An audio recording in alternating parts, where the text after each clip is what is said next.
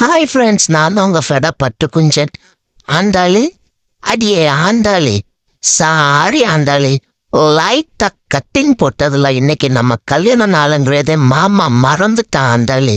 அடியே சிறுக்கி மகளே, அறுப்பு கூத்த ஆண்டாளி, உனக்காண்டி மாமா சந்தைக்கு போய் சங்கர மீன் வாங்கிட்டு வந்திருக்கான் ஆண்டாளி. அந்த நாத்தம் பிடிச்ச மீனை நீயே தின்னுடா நாத்தங்க வாயா.